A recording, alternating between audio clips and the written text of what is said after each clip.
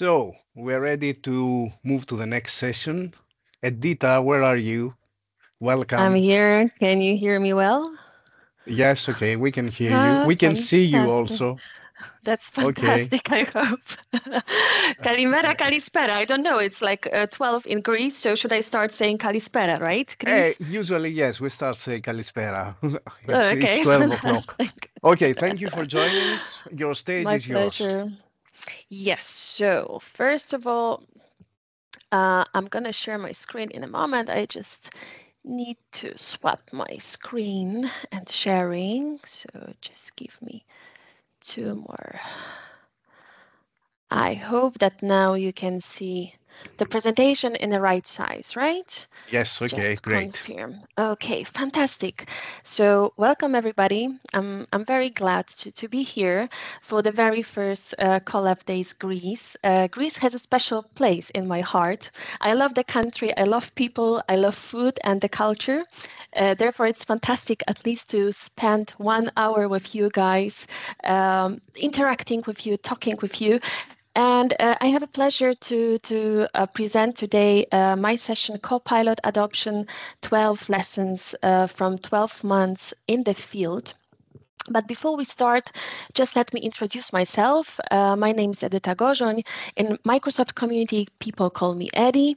Yeah, now I see Kalimera, so Kalispera. I come from Poland. I'm Polish, Microsoft MVP for many years from Microsoft Teams, now Microsoft 365 Copilot. I'm a person as well who organize Collabdays Poland. So if you never had a chance to visit Poland, feel free to check upcoming events for the next year. Maybe it's a good idea to visit Warsaw and Poland. I come from the business background, so by definition, I'm not engineer. However, Microsoft technologies are in my life since like 15 years or something. And my main goal is to connect technical people with business people because I strongly believe that technology really matters, especially when it brings value to the users because majority of people who are using technology are users. If you would like to connect with me, you can scan the QR code or you can simply find me on LinkedIn. I'm always happy to support you. I'm always happy to answer questions and so on. As you know, I said that I love Greece. So this is exactly my setup from the last month, just to prove my words. I've been working remotely and I hope that I'm back to Greece very, very soon. And also I have a hope that next Collabdays Greece going to happen in person. All right. Edyta, sorry to Yes. interrupt you. Where is that exactly in Greece? Where is that located? This is Krita, Kalamaki, so it's next to Hania. Ah, okay, great. Yeah. Yeah, there's my favorite spot. Perfect spot, highly recommend. And as you can see, all my colleagues when I was working remotely, they were a bit jealous. Frankly, I would be also jealous. Okay, so let's move on to the topic. Right, so in last 12 months, even a little bit longer, I had a chance to help customers to implement Microsoft Copilot to drive adoption. And it gave me kind of understanding, okay, what are the lessons? What are the reflections from the battlefield? Therefore, let's start with the very first lesson that I called like running marathon. What means that I have noticed that many customers, they are struggling with Copilot governance. This session is not dedicated for Copilot governance. However, we should remember that we must have governance, Copilot governance in place to start adoption. It's extremely important to check your Microsoft 365 Admin Center, including Copilot control system, to see what are the configurations, to adjust those configurations to your organization need and policies as well. The industry, because if you come from the financial industry, maybe there are some regulations on the top.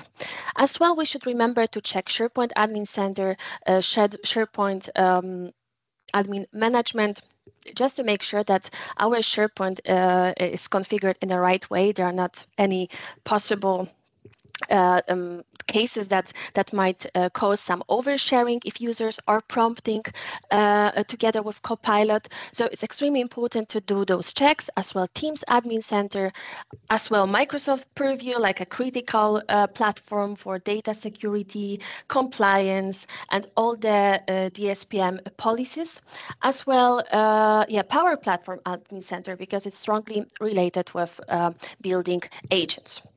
Uh, Recently, um, since I'm talking with different customers and Copilot governance topic, now it's buzzing a lot because we know that Microsoft is launching a lot. We engage users to use Copilot. Therefore, as well, it's important from the adoption specialists or people who are managing Copilot in the organization, maybe to check some resources. Recently, there were 4 very, very valuable webinars from Michael Goad, 4 webinars about Copilot control system, Purview, SharePoint Advanced Management, and all that. So basically, if you would like to check those materials, very valuable webinars, I'm very happy to share with you some links after the session. I also would recommend you to check Microsoft Learn, Govern and Protect Sensitive Information in the Age of AI. Very valuable material, everyone can access that. And as well, this is the event that is coming in December 17, Microsoft Virtual Training, Secure and Administer Microsoft 365 Copilot and Agents. I'm just mentioning that as a top part from the first lesson, governance, because that part gonna be extremely important, especially when you are rolling out Copilot faster and wilder in your organization. Okay, let's move on to the other lesson. So basically what I can see that when we start talk with customers or with business people, we can also see that, we want to add Copilot. It's very exciting. It's something new. People want to use that. However, when I start to talk with my customers a little bit deeper, we figure out that, okay, Microsoft 365, it's not adopted properly. So how we can build something or something to get some valuable insights. So in my eyes, in many cases, Copilot adoption project was a trigger for the customers to stop and rethink how users are using Microsoft 365 tools if they do it right, as well to add some extra trainings around SharePoint, around OneDrive, around Microsoft Teams to make sure that we are building something valuable, and Copilot is like extension of our Microsoft 365 experience. On the left side, I know that it's a little bit too much text, but that's the conversation that comes exactly from one of my talks with the customer. So they really wanted to have Microsoft Copilot adoption, very excited topic. However, when I start to ask follow-up questions, how different applications from Microsoft 365 environment are used, they figure out, okay, so basically we never had time to invest how users, or if they are using a Microsoft 365 in the right way, and maybe it's simply the very good moment to focus on Microsoft 365 as well on Copilot. So very interesting lesson. We can see that Copilot adoption might also boost Microsoft 365 adoption. That is always, or not maybe always, but very often missing. Okay, we have another lesson, another observation. That one is also interesting in my eyes because I would say that, one Copilot adoption project scope, it's not something what we should have as guaranteed, let's call it this way. As you all know, Microsoft is adding all the time new things related with Copilot. Like recently, Copilot Chat in Office apps, or changing this Copilot Studio Lite, Studio Full, some files limitations in Copilot Chat. Recently, or not that recently, but a few times, a little bit in the past, GPT-5. Now, App Builder in Copilot, agent in SharePoint. So a lot of things are buzzing. And basically, when we think about adoption projects, normally the scope is from 3 to even 12 months. On the slide, it's written 9, but it really depends what's the size of your company. And my learning is that we should never stick to the scope we have agreed at the beginning, because first of all, new things are popping up constantly. As well, users, when they start to experiment with Copilot, they are also interested more in some other Copilot capabilities. So we have to be very patient in a way. As well, we have to have our ears open to see how the adoption project is driving and adjusting the scope and activities on the go. Sometimes it's a little bit confusing, but in the same time, if we are training users, if we are teaching them how to use Copilot, we should give them the most recent news, as well, the most needed activities. Okay, another lesson from my field is like a lesson number 4. Features are not driving users, valuable cases are.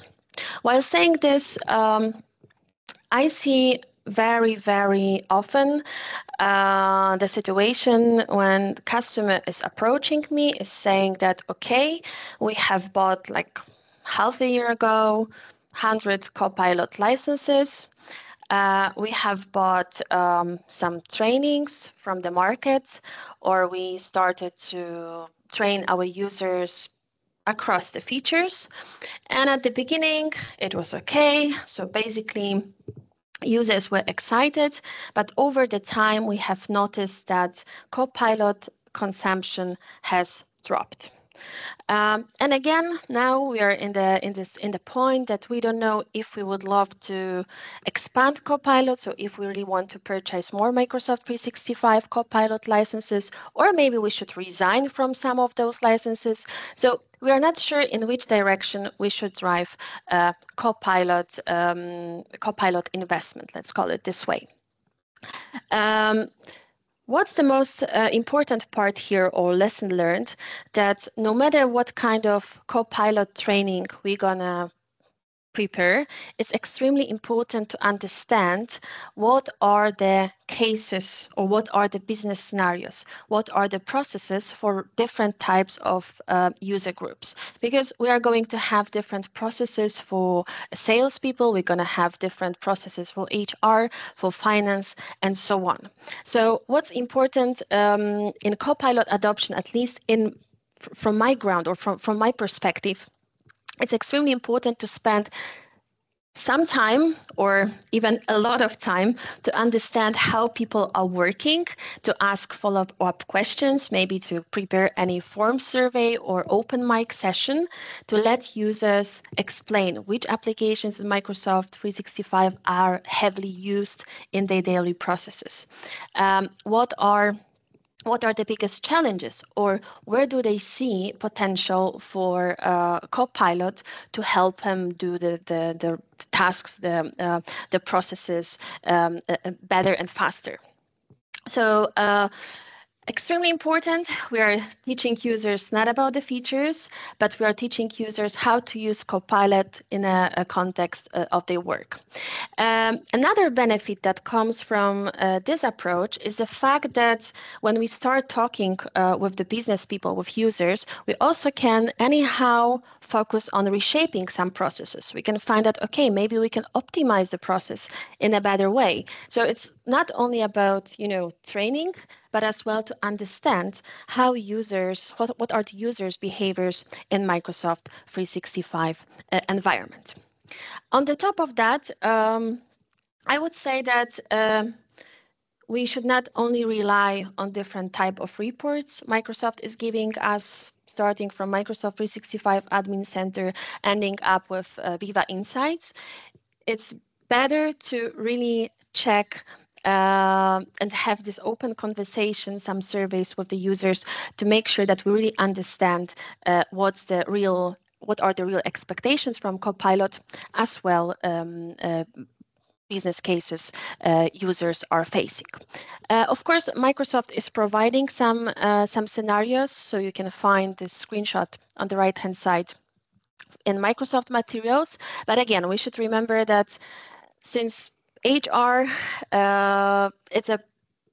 it's a part of it's a nature of work. This HR processes might be also different depending what's the company industry, what's the company size, and so on. Okay, so we have those scenarios, so let's move on. Then we have lesson number 5. Minor thing, but I think in reality, while working with business people, extremely important. Custom your Copilot training. Work on realistic materials. Let's say that we are talking with salespeople, how to use Copilot in PowerPoint, right?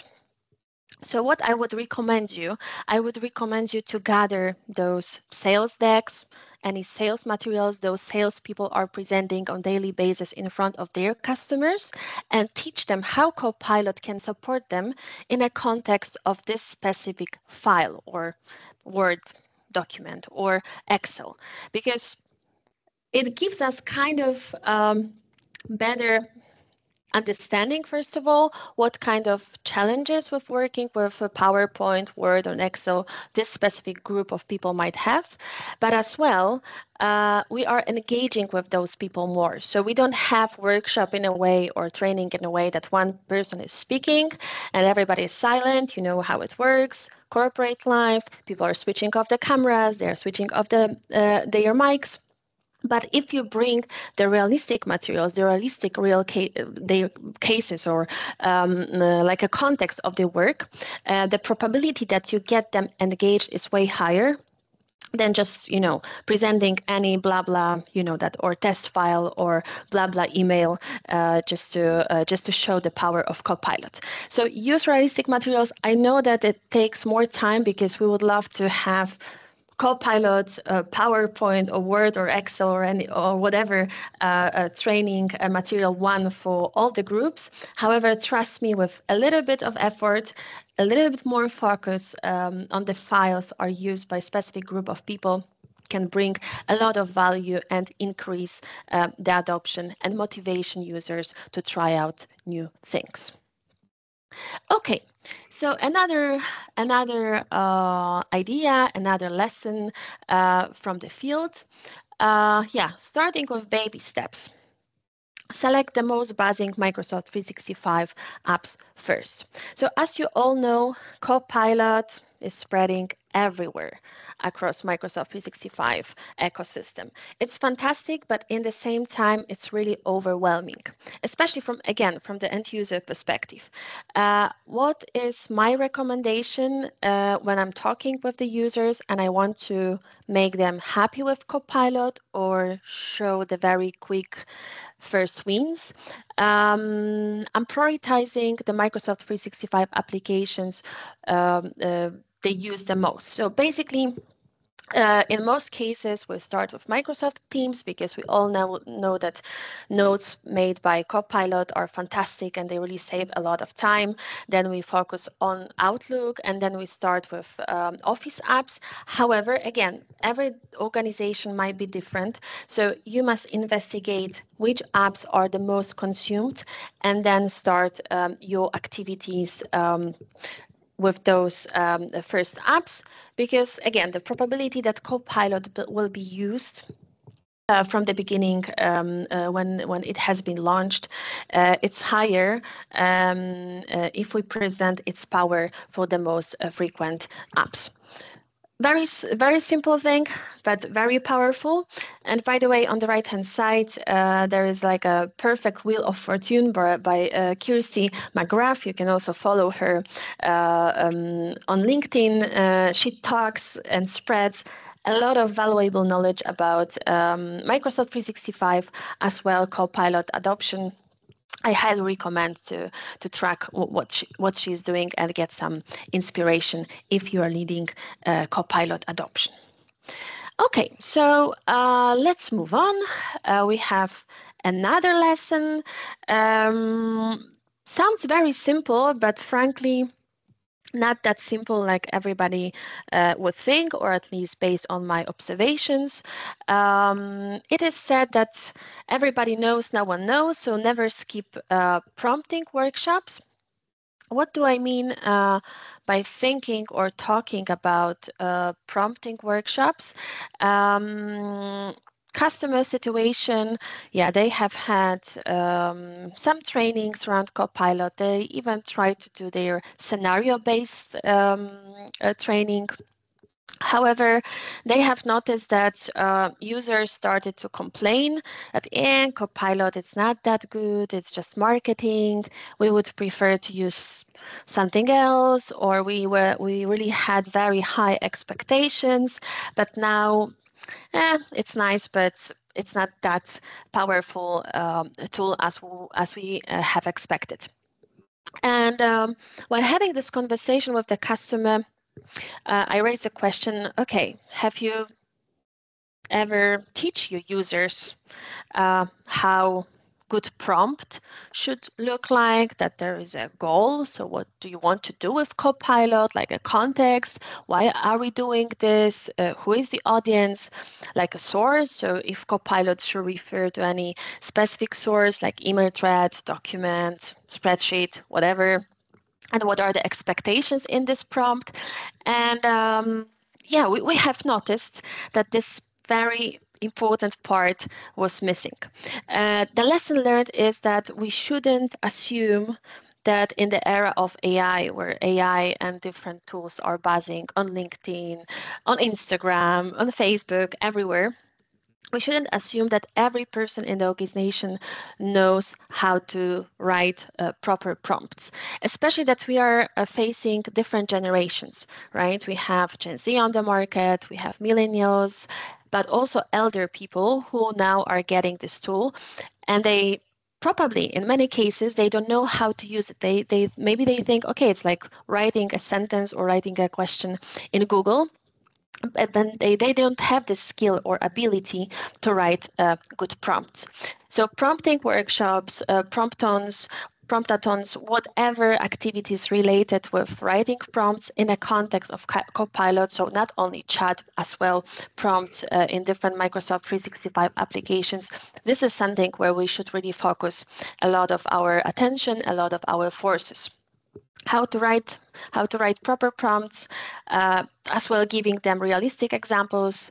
Very often before such a prompting workshop, I'm preparing few samples of prompts, that the rich prompts that I can share together with the audience, so users can try during the workshop different types of prompts. They can even save them or modify them according to their needs. As well, if you it's if you think that it might be beneficial, at least in my eyes, it is. Also, it's perfectly written or perfectly created that prompt code from Microsoft. So it's another hint for users. Okay, if you want to make your prompt better, just use prompt coach. This solution comes from Microsoft, so why not to launch this agent in Microsoft ecosystem? And last but not least, I hope, building this culture of prompt sharing. It's good to rethink, okay, where the best prompts should land, how to exchange the prompts across the users, just to make sure that everybody is on the same page, and maybe some prompts are simply killers that can bring even better value for larger group of people. All right, so the next lesson, it's like lesson number 8, another observation from the field. It's all about communication.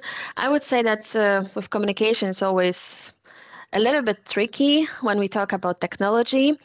Communication is a queen, effective communication is a king, or the other way around, you decide. But the clue of this part is that we should really inform users what Copilot is and what kind of Copilot they have.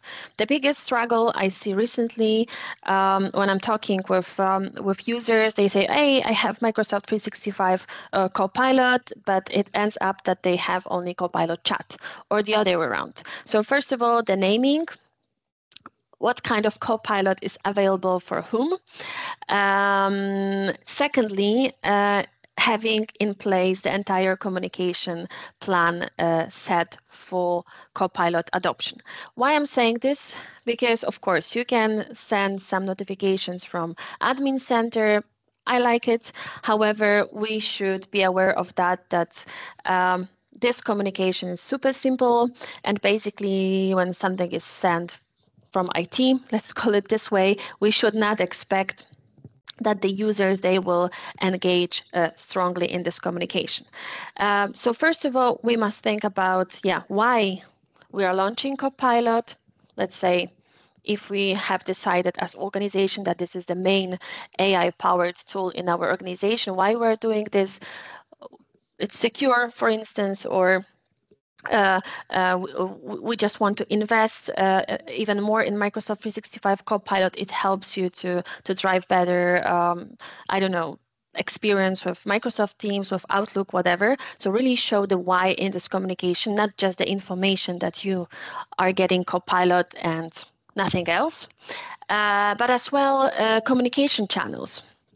Very often we are just using emails or internal newsletters.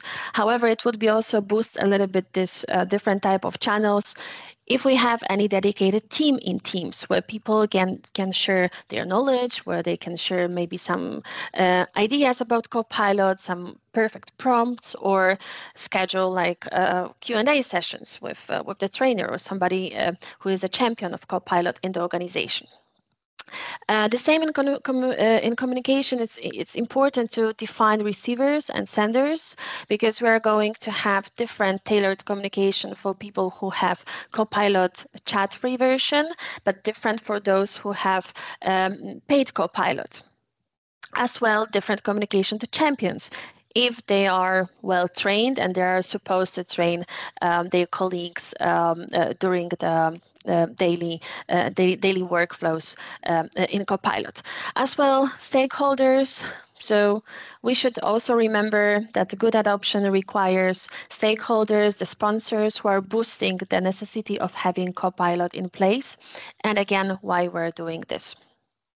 Communication content type, some videos can be welcomed, written format as well, some posters. So whatever lets you to spread the information, the word about Copilot, this is something what helps you onboard users and get their engagement on the higher level.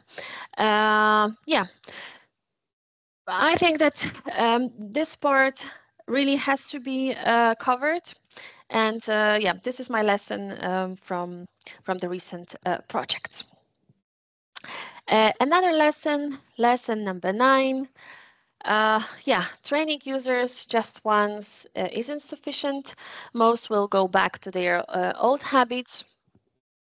Unfortunately, I can see that majority of organizations, they allow different type of AI solutions. So Copilot, it's not the solo one. There are different type of solutions. I don't want to name them, but you know what I'm talking. And launching Copilot sometimes is a little bit delayed in that sense that users, they started to use already different non-Copilot tools. And basically, they are, of course, excited about Copilot. They want to give a try. However, after 1 or 2 Copilot trainings, they are getting back to their old habits, meaning they are getting back to the old solutions. And we all know, especially the solutions that are not secure, there is a huge risk that some data or some sensitive information will leak. And of course, we don't want to have it as organization. So my lesson is that Unfortunately, training users with this huge engagement wave, it isn't sufficient. Basically, we should constantly reinforce new habits, uh, new ways of benefiting out from Copilot. It's a process, so change management, adoption. Unfortunately, it's not like a project, even though if we have scope, but it's like a constant improvement. So constant learning, constant watering the Copilot excitement, like a flower, where we have just to keep the momentum. So to keep the momentum, of course, we can consider like long-term Copilot community creation. Let's say that we have had our champions, the project, the adoption project has ended, but it's good to keep this group of people active, or maybe finding new champions, or boosting their presence even stronger across the organization. I would also suggest having monthly what's new sessions, because as we all know, almost every week we have new announcement or new feature or some flavor from Microsoft around Copilot. So it would be good to keep users updated, or at least not confused that interface has changed or whatever. As well, some tips and tricks. So asking users, okay, what do you like the most about Copilot? Please come and share your insights, because your insights, your practices around working with Copilot might be also beneficial for other group of users. Sharing success stories, some practical examples, and as well Q&As. We should be aware of that. Copilot is everywhere. It probably never get back. We are in this journey, we are in this train, and now it's our responsibility to keep the momentum, reinforce new habits with the hope that Copilot gonna be the first focus AI solution in our organization. Okay, so let's move to another lesson, lesson number 10. Yeah, Microsoft 365 Copilot Chat. It also requires an adoption plan. Maybe it sounds funny, but frankly, it's not that funny. I have noticed that organizations, when they invest in paid Copilot, is $30 per user per month. They are also focusing very strongly to train those people who have license assigned, because there is investment. The more licenses, the bigger investment. So they really want to see the ROI. However, very often they forget about adoption activities around Microsoft 365 Copilot Chat, where basically every user have it already. So it's important also to take care of those people, because probably that's going to be the major part of the users, especially at the beginning of the Copilot journey, and teach them why chat is a good solution for daily usage. I can see that many end users, they are not aware of the fact that if they process any data inside Microsoft 365 Copilot Chat, this data is secured. They treat it like another tool. So whatever, I got used to tool X from the market and is actually the same. So why should I give a try with Copilot Chat? So if you start to educate users, okay, what's Copilot Chat? What I can do with the files with Copilot Chat, how many files I can add, how can I work with Copilot Chat inside Office apps, and so on. Then again, we are all aligned, so we don't have this different spread of trying different tools inside organization. We're moving in this right path for Microsoft 365 Copilot for the future. So remember, if you That's my recommendation, of course. If you are having a Copilot chat in place, take care as well for its internal adoption.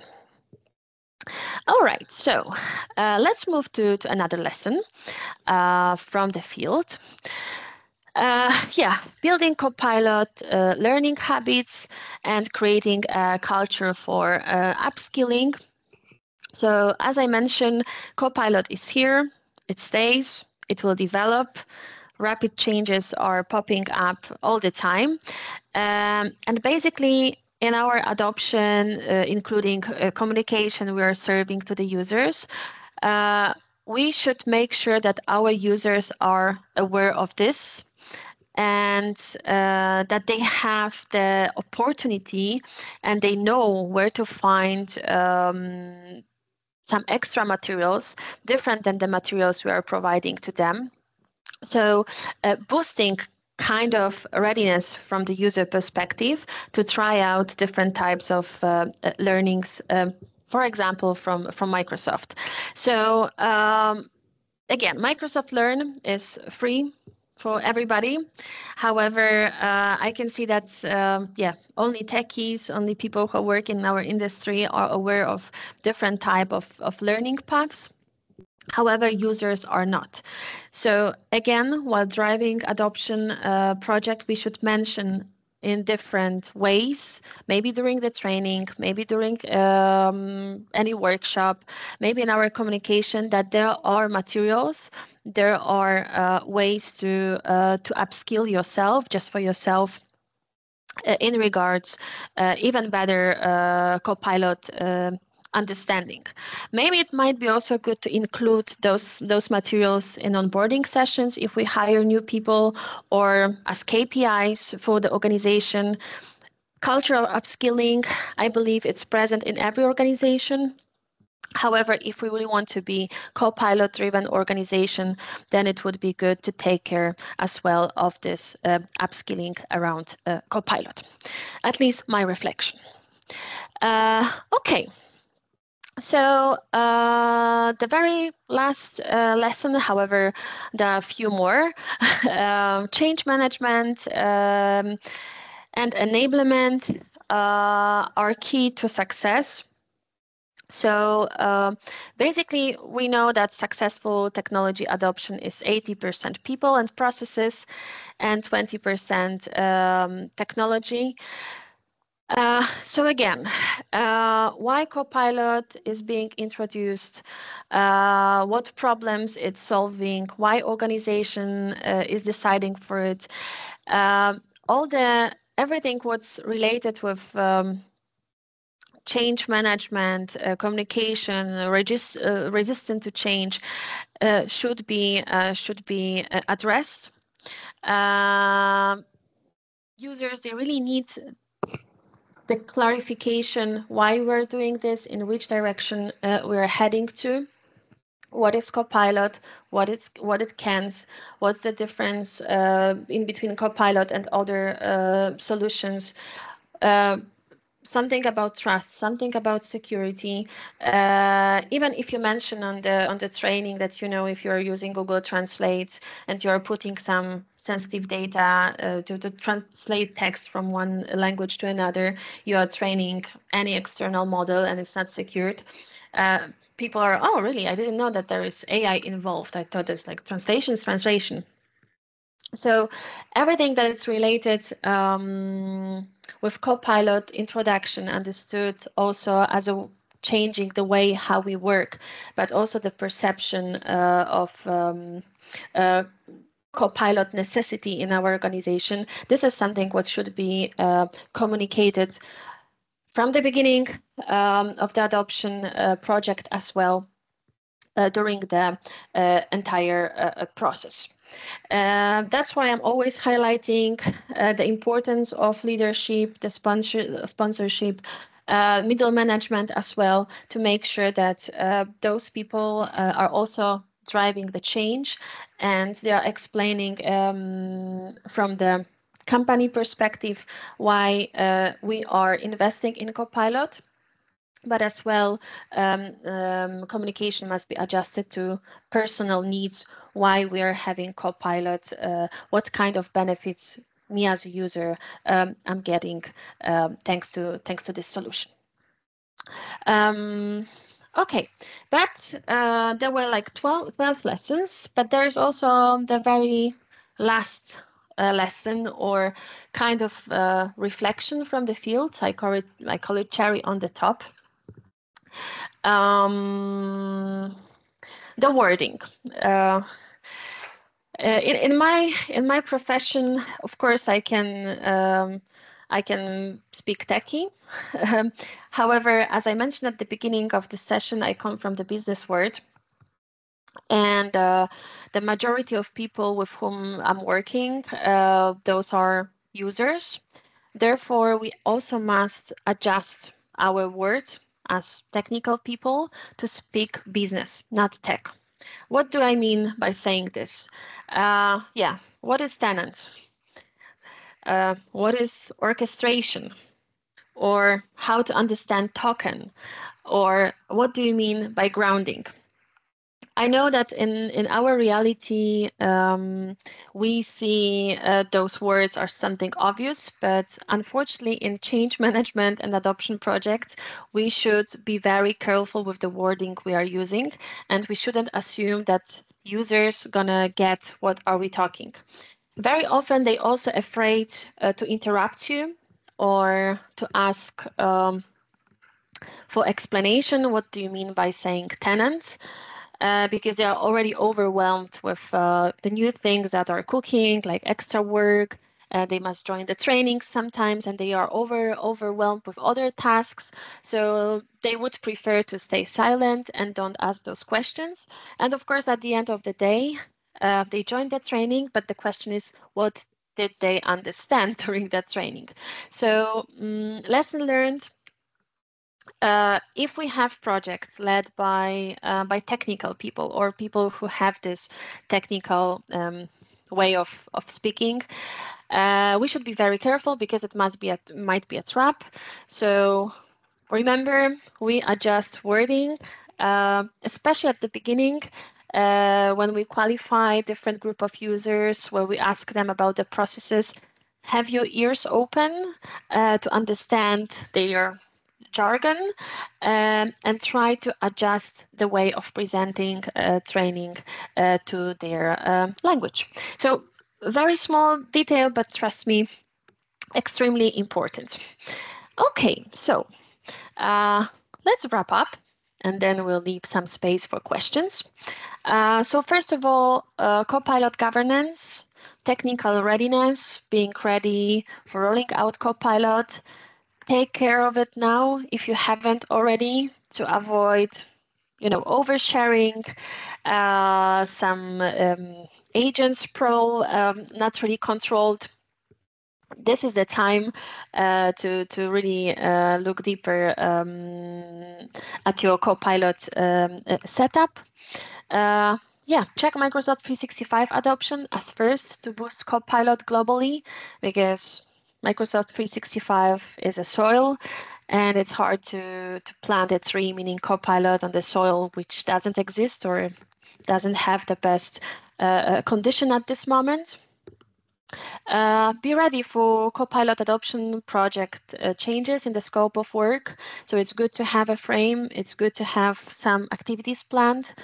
But unfortunately, or fortunately, Copilot is evolving a lot, and we also must keep our materials and the way how we are presenting the solution up to date, as well adjusted to the real business needs, because for sure they will pop out when we will be talking and experimenting together more and more.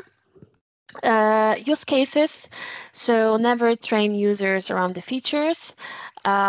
Features will be presented, but in a relevant business scenarios.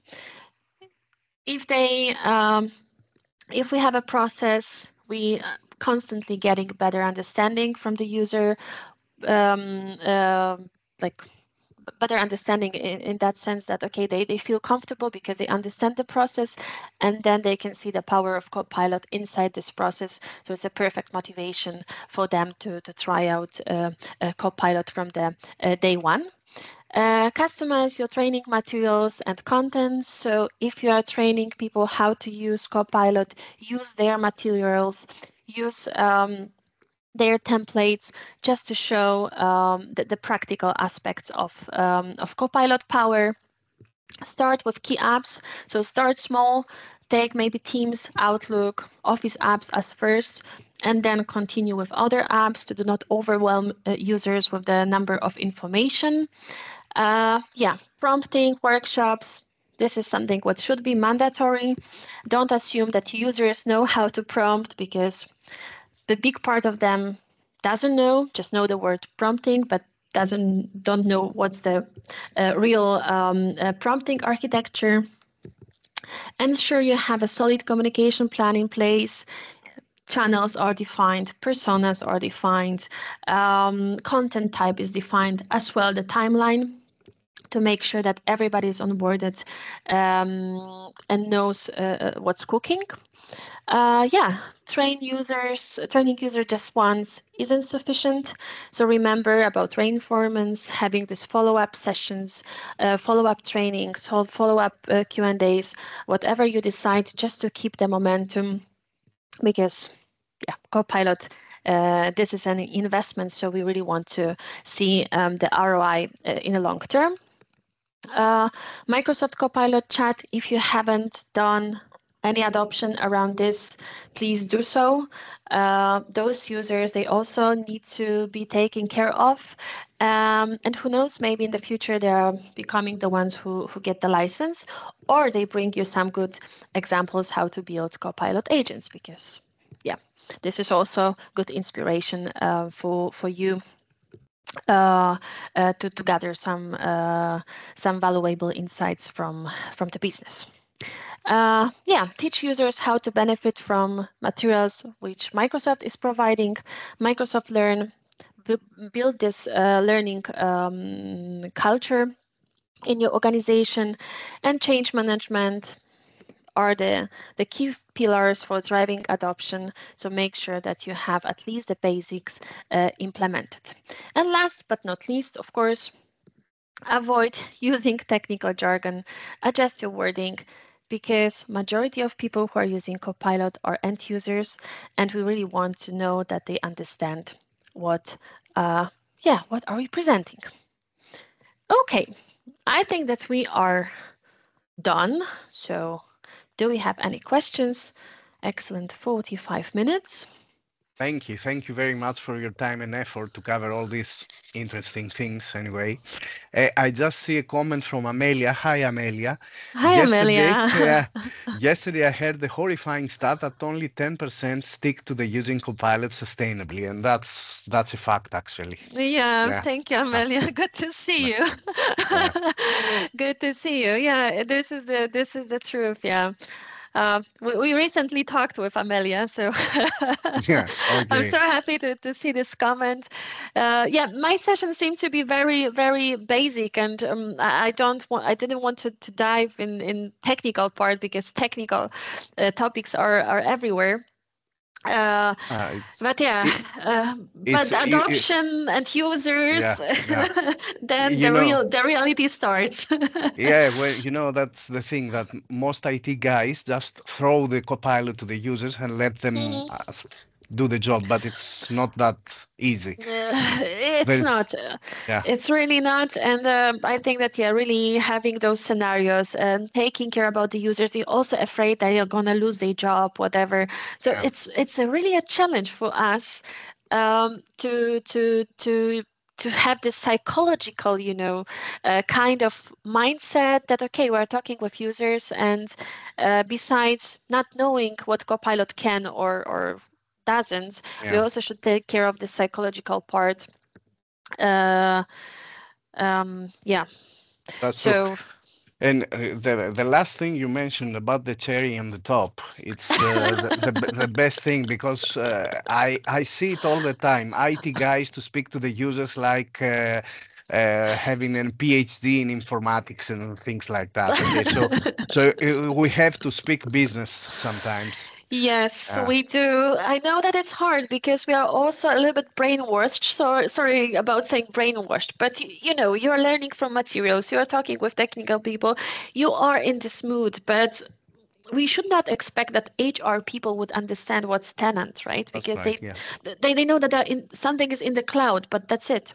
So how they can understand that some Copilot is secure because information is staying in your tenant? What does it mean? Yeah. So And yeah. they turn to use ChatGPT and they upload any kind of Any company kind. information, and they don't simply Yeah. they do not care where this information goes anyway. Right, right. So And you are saying, but do you know that it's not secure? Oh, it's not yeah, secure. I Totally. haven't heard of this. I have a question, Edyta, for you. Yeah, It was sure. sure, still yes. 1 minute. Hi Amelia, nice to Hi, meet I you. wanted to say hi before, but my microphone wasn't working. Well, the question I have, customers had usually very little budget, unfortunately, for adoption.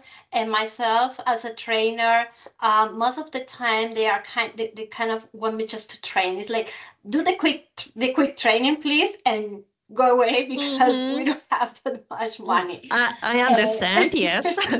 And I'm wondering how do you make them actually really go through the process?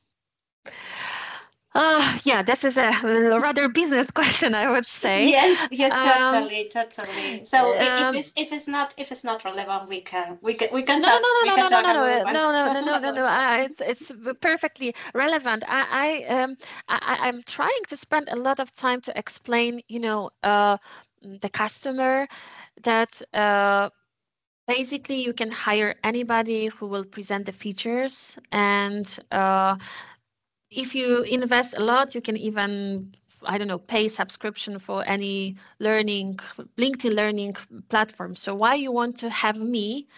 It's a little bit, it's a little bit on the edge, but why you want to have me? Because, it's important that somebody will come, they will have an interaction with a human being. Yes, sure, they are going to have interaction with human being. So I want to understand who those people are. I want to see the processes, because from my perspective, I want to feel like real, that I'm talking about the real value, real business processes. Therefore, at least I need to have like 2, 3, 5 calls, depending with whom I'm going to work, to understand who those people are, as well as sharing with them any Microsoft Forms survey. I can send you, Amelia, an example of such a survey.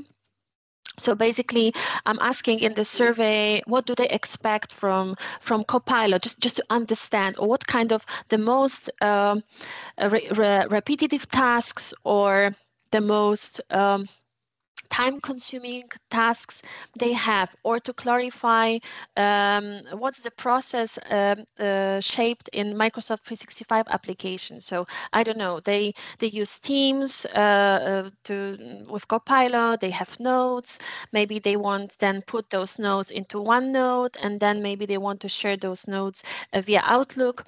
So those minor things, just to to tell your customer that you really want to understand the process, because otherwise it doesn't make sense just to teach about features. Yeah, Right. totally. Right, exactly. Oh my God, thank you. That were Thank you, amazing Miriam. inputs. Thank you very much. Thank you so Thank much. you. Yeah, thank you guys. Ευχαριστώ πολύ. Yeah. Ευχαριστούμε. Yeah, okay. Yeah, and see you next We all time. ευχαριστώ. Okay, so at 1 o'clock we'll move to the next session. So to all attendees, please stay online, and we'll be back in a moment. Thank you.